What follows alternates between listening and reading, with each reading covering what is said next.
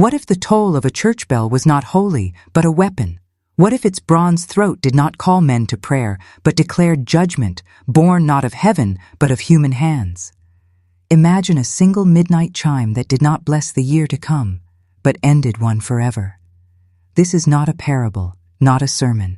It is a wound in history, still bleeding through whispers, still tolling across generations that dare to listen on New Year's Eve. And you are listening now. You cannot unknow what follows. The year is 1850. Frost devours the fields of Anne Arundel County, Maryland. The tobacco rows stand lifeless, their roots sunk in soil fattened by centuries of blood. The big house gleams pale against the dark, its shutters like lidless eyes. Within it, Thomas Whitmore sleeps heavy with wine and cruelty. His name stains every acre, every body forced to bow at dawn. And above him, perched like a sentinel of iron, the chapel bell waits in silence. It has always waited. Down in the quarters, a woman breathes the night as if tasting judgment. Her name is Ruth. 22 years of servitude have carved maps into her back, rivers, ridges, scars no cartographer would dare draw. She has carried water, carried lashes, carried silence. Her world has been measured by the overseer's boots, by the lash's hiss, by the bell's pitiless clang that tears her from sleep before she has finished dreaming. Yet Ruth does not tremble tonight. Her silence is not submission. It is a weapon being sharpened, edge against stone. Understand this. Slavery was not merely chains on the body. It was an architecture of time itself. Bells told them when to rise, when to labor, when to kneel, when to vanish into sleep. The bell was law, judge, overseer. It was the sound of subjugation disguised as holy order. But the bell, like all instruments of power, could be turned. Bronze does not care for scripture. Rope does nigh. Ought recognize masters. And a woman who has nothing left to lose is no longer bound by fear. They would call her dangerous. They would call her cursed. They would call her damned, but they would never call her free, not yet. And so the winter holds its breath, and the bell, oh the bell, waits for the only hand that will ever teach it to speak true. Morning comes not as light, but as command. The bell shakes its iron tongue against the air, and bodies rise before names are spoken. The overseer's stride cracks the silence like a whip, his boots pounding out a rhythm no one dares fall behind. Work gathers the hours into a burden too heavy for a single back, but carried nonetheless, because refusal is not survival.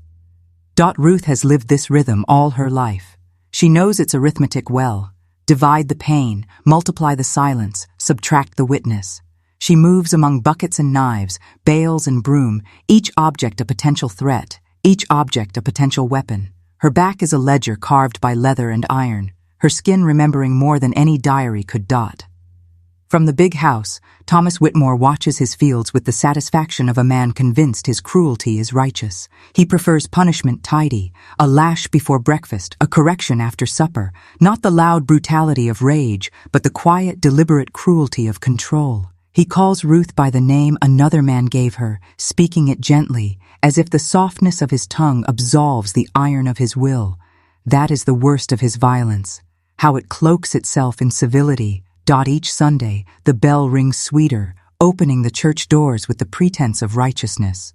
Ruth polishes its bronze skin when no one is watching. She rubs until her reflection quivers in the metal, then vanishes, proof that she exists, but only briefly. The congregation sings of obedience, verses trimmed to fit white comfort. Ruth gathers their crumbs and wax, the floorboards keeping her confidences. She notices how the hymn numbers on the wall always hang slightly crooked, as if truth itself refused to sit straight. At night, the quarters whisper of mothers vanished, of children sold away, of stars they can no longer see for cataracts.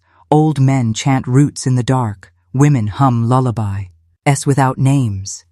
Ruth stays silent, saving her voice for the inside of her skull. In her mind, she rehearses sentences she cannot risk aloud. Not forever, she tells herself in silence. Not forever. And the darkness, honest as ever, does not disagree. But here is what the overseer cannot see, what Whitmore cannot smell on the air. Something in her fear has begun to loosen. The lash no longer quickens her breath. The bell no longer bends her spine. Fear, once an empire, has become a thread. And threads, when pulled, unravel whole worlds. Christmas, the masters call it, a season of grace, of holy charity. But in the quarters, the only gifts are scraps, the only blessings a few hours stolen from the lash. The big house glitters with wreaths, its windows leaking candlelight into the cold. A feast is prepared, not for the hungry, but for those already full. The bell, dressed in ribbons, tolls for Mass, its voice bright as if it too were invited to celebration. Ruth polishes silver until her fingertips ache. Platters groan with roasted goose, sugared apples, and claret wine. The air thickens with the sweetness of food she will never taste. She moves like a shadow through the dining room, careful not to brush the sleeves of ladies who giggle at her silence, or the boots of men who pretend not to notice she is human. Every clink of glass reminds her of hunger. Every burst of laughter reminds her of chains. When the hour grows late, Whitmore decides amusement is owed to his guests. He summons Ruth to the hall, where the fire roars like a beast with a belly of oak. He orders her to sing, not a hymn of sorrow, not the songs she knows, but a carol chosen by his lips. The guests smirk, waiting for her cracked voice to stumble through words that were never hers. Ruth obeys. Her voice trembles but does not break. She carries the melody like a coffin, steady, deliberate. Whitmore claps, satisfied. Then he orders another to join her, Samuel, a boy barely 12, whose father was sold to pay for the very feast they devour tonight. Together they are forced into duet, their song a mockery of worship, a humiliation disguised as merriment. Laughter fills the hall, sharper than any lash. Ruth feels her blood thicken. The boy's voice falters, but she steadies him with her eyes, holding him upright with the silent command of an elder who knows survival. When the song ends, they are dismissed like actors after a play, the guests return to their roast, their wine, their games. But Ruth carries something back to the quarters that no one sees. Not shame, not sorrow, a spark. Because in that moment, with fire snapping behind Whitmore's smirk and the boys trembling beside her, Ruth learns what cruelty fears most: dignity. Her song, though forced, was hers, and in it, for a heartbeat, she bent their mockery into defiance. That night, lying awake on a pallet of straw, Ruth hears the bell's silence pressing against her chest. She thinks not of the lash, nor of hunger, nor of prayer. She thinks only of rope, of bronze, of midnight. The bell will speak again, but next time it will not be for them. The year dies slowly. December 31st bleeds frost into the soil, and the quarters shiver beneath it. Smoke curls weakly from chimneys, carrying the scent of boiled corn and bitter greens. Children cough in their sleep. Men roll restless on straw pallets, haunted by dreams of chains. Women hum faintly, keeping rhythm with the dark. The world is suspended, waiting for the first bell of midnight to announce the new year. Ruth sits awake, her hands folded not in prayer but in patience. The spark she carried from Christmas has grown teeth. Each hour since has gnawed at her silence, until resolve now thrums in her chest like a second heart. She remembers the firelight in Whitmore's hall, the laughter dripping like fat from the lips of his guests, the boy Samuel's trembling voice. That memory is not a wound anymore. It is a blade. At the big house, preparations for midnight are underway. Whitmore has invited neighbors, men as cruel as himself, to toast the turning of the year. Wine flows, dogs bark, fiddles scrape out songs sharp enough to slice the cold. The overseer stands by the door, already drunk, his shadow long against the snow. They do not see Ruth slipping into the chapel. They never look when shadows move. Inside, the chapel is empty. Candles gutter in tall holders, their wax pooling like melted bones. Hymnals lie stacked on benches, their spines cracked from too much false worship. And above it all, the bell hangs in silence, massive, suspended, patient as death. Its rope coils neatly down the wall, waiting for the hand that dares to wake it. Ruth touches the bronze. It is cold, but not unfeeling. She presses her scarred palm against it, as if asking permission. No answer comes, only the heavy stillness of metal too ancient to pity. She studies the beam, the rope, the mechanism.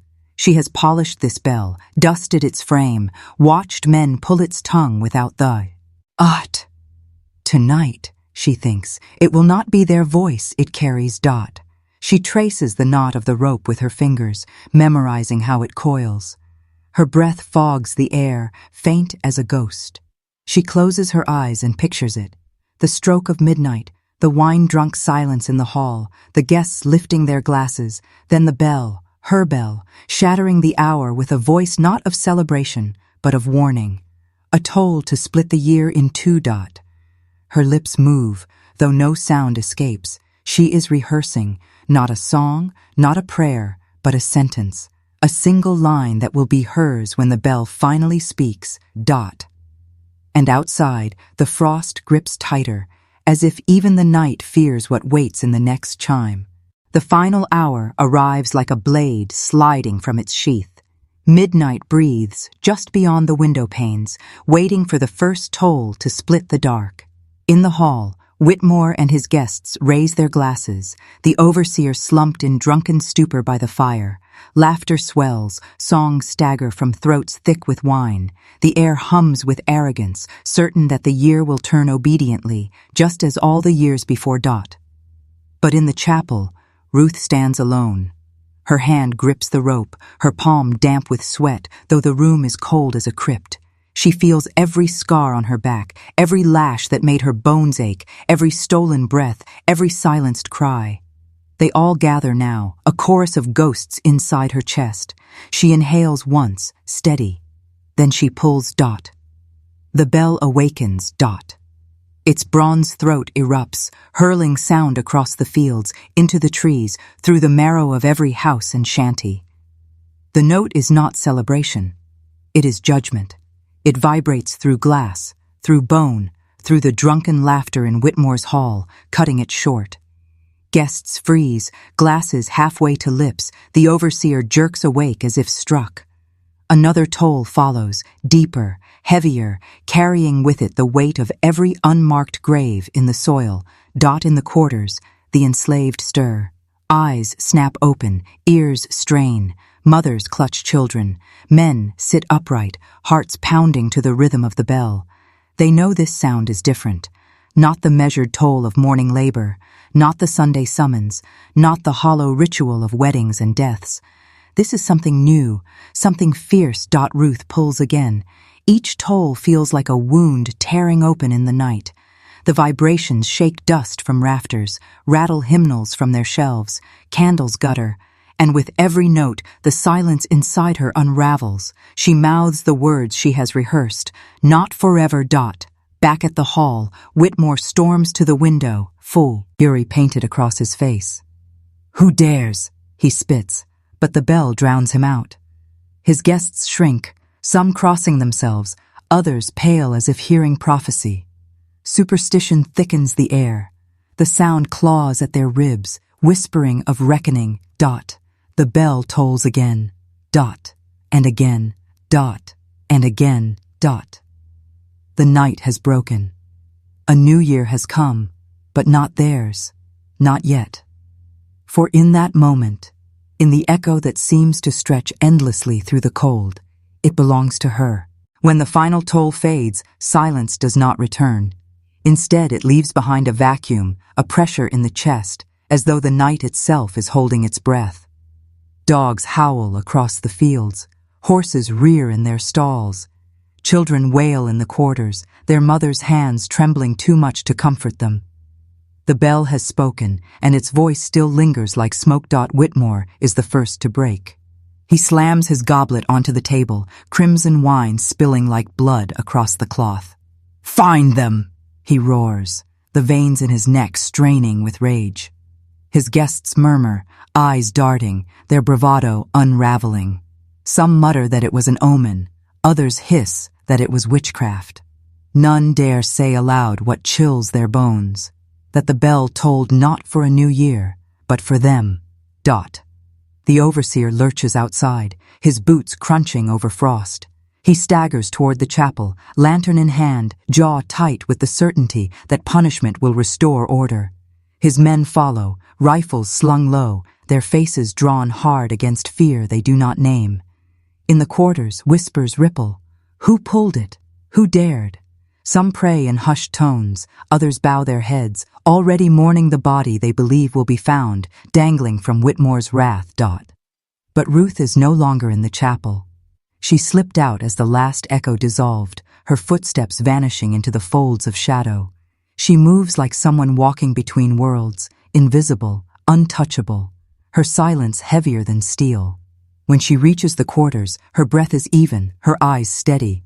She lies down on her pallet as if nothing has passed, folding her hands across her chest. Around her, the others stir, trying to read her calm, but no one dares ask. The overseer bursts into the chapel. His lantern throws grotesque shapes across the walls. He yanks the rope, inspects the knots, runs his hand over the beam as if the wood itself might confess. Nothing. Only silence, heavy and unbroken. He curses, spitting onto the floorboards, and storms back out, swearing that come dawn, he will drag the truth from someone's throat. Whitmore waits on the steps, his face a mask of fury barely holding back fear. He orders the search widened, every cabin, every body questioned. He swears the guilty will hang before the first Sunday sun. But even as he speaks, his voice trembles, because somewhere, deep in the marrow of his bones, he knows what his tongue cannot form. The bell had not been theirs to command. And in the quarters, Ruth lies awake, her eyes fixed on the dark beams above her. She does not smile. She does not weep. She simply listens, waiting for the echo of the next toll, one that still exists only in her heart. Dawn comes raw and gray, the kind of morning where even the frost looks weary. But the fields do not wake to labor, they wake to fear. The overseer's whistle pierces the air, summoning every body to the yard. Men, women, children, lined in rows, eyes down, breath shallow. The chapel bell looms above them, silent, as if mocking its captors. Whitmore stands on the porch, flanked by armed men. His face is carved in stone, his lips trembling only when he speaks. One of you, he says, has forgotten their place. One of you has desecrated what is holy. His voice drips venom, but beneath it lies a tremor he cannot disguise. He scans the crowd, searching for a flicker, a flinch. The enslaved hold their silence like shields. Not one dares meet his gaze. The overseer begins his work. He stalks the line, his boots kicking up frost, eyes narrowing on every scar, every twitch of a hand. He stops before Samuel, the boy who sang with Ruth on Christmas night.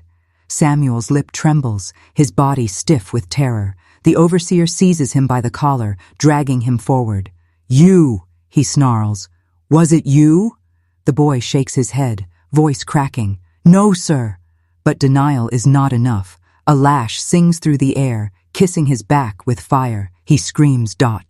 The quarters flinch as one, but no one moves. Mothers bite their lips until they bleed. Men dig nails into their palms. Ruth stands still, her face carved from the same stone as Whitmore's. Inside her chest, something burns hotter with every strike. She does not blink, though Samuel's cries echo through her ribs like thunder. She cannot. To blink is to betray. When the overseer tires, Samuel collapses in the dirt, sobbing. Whitmore waves his hand in disgust. "If the guilty does not confess," he says, "then all will suffer. Tonight, rations will be halved, and tomorrow—" His eyes sweep the line, venomous.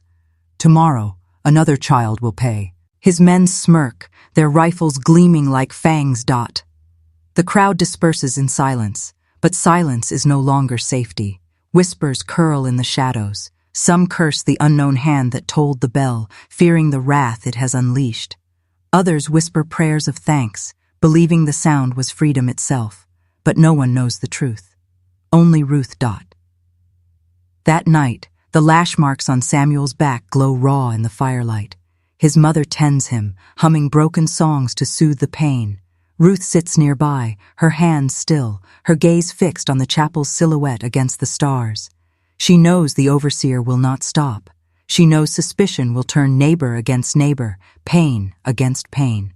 But she also knows this: the bell has spoken once, and it will speak again. And next time, it will not merely awaken fear, it will awaken fire. The night of January 6th arrives bitter and sharp, Epiphany by the church calendar, but no holy star shines here. The frost has grown crueler, the hunger heavier. The lash has kissed more backs, and suspicion hangs over the quarters like smoke too thick to breathe. The overseer sharpens his whip against the porch rail, hungry for confession. But no one speaks, not because they do not know, because some truths are too dangerous to utter aloud. Ruth watches the chapel from her pallet, its silhouette hunched like a sentinel against the stars. Each night since New Year's Eve, she has heard the rope whispering in her sleep. Each night, the memory of Samuel's cries has carved itself deeper into her marrow. And tonight, silence is no longer survival. Silence is betrayal. She rises without sound, her shadow sliding along the frost-bitten ground. Inside the chapel, the air is colder than bone. The bell looms, its bronze throat patient, its rope trailing like a serpent waiting to be awakened. Ruth does not hesitate this time. She grips the coil with hands steadier than any prayer. Her breath fills the rafters. She pulls. The first toll shatters the night. It rolls across the fields, through the quarters, into the big house where Whitmore bolts upright in his bed, fear strangling his breath. The overseer stumbles to the porch, lantern swinging, eyes wide as if seeing the devil's shadow in the frost. The enslaved rise from their pallets, hearts pounding. Some weep, some fall to their knees, some clutch their children close. For them, the bell is no longer just iron and rope. It is a voice, ancient, righteous, and theirs. Ruth pulls again. The second toll crashes like thunder, rattling glass in the windows of the big house. Whitmore shouts orders, but his words vanish beneath the sound. Dogs whimper, horses scream in their stalls. The earth itself seems to vibrate with each echo. The overseer rushes toward the chapel, rifle in hand. But when he throws open the door, the chapel is empty. The bell swings wild, its rope thrashing like a living thing. Ruth is gone. Some say she slipped into the woods, the frost swallowing her tracks. Others whisper she was taken by the bell itself, her spirit fused into its bronze throat, destined to toll forever on nights when injustice grows too heavy. What is certain is this: Whitmore never slept soundly again. Each New Year's Eve, as the hour neared midnight, he would sit awake, trembling, waiting for a sound that might never come. Sometimes the bell was silent. Sometimes, God help them, it was not. And so the legend grew. They say if you stand beneath that chapel at midnight on the turning of the year, you will hear it, the toll that is not celebration, but warning. A toll that carries the voice of Ruth, the enslaved woman who turned silence into a weapon, and a bell into a reckoning. And if you hear it, remember this: it is not a sound for the past. It is a sound for you,